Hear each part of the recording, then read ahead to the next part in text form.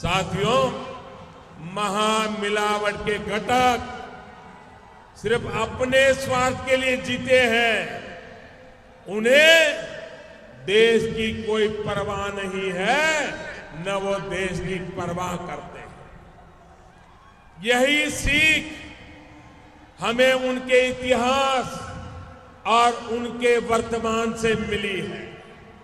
साथियों, आप सभी इस बात के साक्षी हैं कि जब हमारे देश की सक्षम सेना आतंक को कुचलने में जुटी है, सीमा के भीतर हो या सीमा पार आतंक के ठिकानों पर प्रहार करने में लगी है, ऐसे समय में देश के भीतर ही कुछ लोग क्या क्या कर रहे हैं।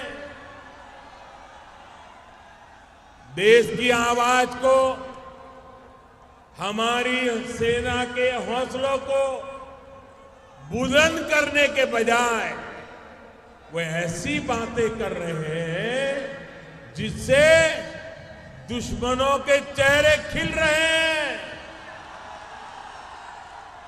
पाकिस्तान में टीवी पर उनकी बातें, उनकी तस्वीरें दिखा दिखाकर पाकिस्तान में तालियां बज रही है। साथियों, जब आतंक की फैक्ट्री चलाने वालों के खिलाफ एक सुर से, एक स्वर से बात करने की जरूरत थी, तब दिल्ली में 21 पार्टियां मिलकर के केंद्र की एनडीए सरकार के खिलाफ निंदा प्रस्ताव पारित करने के लिए इकट्ठी हुई थी। बिहार का, देश का कोई भी सकारात्मक सोच वाला व्यक्ति उनके उस कृत्य को कभी भी माफ नहीं करेगा। करेगा क्या? माफ करेगा क्या? क्या ऐसे समय पाकिस्तान खुश हो ऐसी भाषा बोलनी चाहिए क्या? क्या पाकिस्तान में तालियां बजे ऐसा पाप यहां करना चाहिए क्या? क्या ये शोभा देता है क्या? अब इन्हीं दलों के नेता हमारे वीर जवानों ने जो पराक्रम दिखाया उस पर संदेह कर रहे हैं। जैसे उन्होंने सर्जिकल स्ट्राइक का सबूत मांगा जा रहा था, अब वो आतंकी ठिकानों को हवाई हमले में खत्म किए जाने का भी सबूत मांगने लगे हैं। साथियों, मैं कांग्रेस और उसके सहयोगी दलों से जानना चाहता हूं कि आखिर वो क्यों हमारे वीर जवानों का मनोबल तोड़ने में लगे हैं।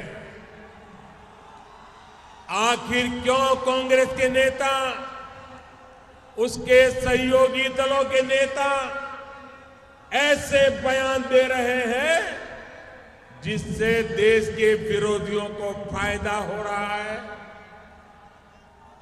साथियों, केंद्र की एनडीए सरकार ने देश को नई नीति और नई रीति दी है। कांग्रेस और उसके सहयोगी दलों का देश की सुरक्षा को लेकर जो रवैया था वो देश देख चुका है। अब नया हिंदुस्तान नई रीति और नई नीति के साथ आगे बढ़ रहा है। अब भारत अपने वीर जवानों के बलिदान पर चुप नहीं बैठता, चुन चुन करके हिसाब लेता है। दुनिया में कहां, किससे, कैसे बात करनी है, और उसका परिणाम क्या होता है, इसको देश आज अच्छी तरह से अनुभव कर रहा है।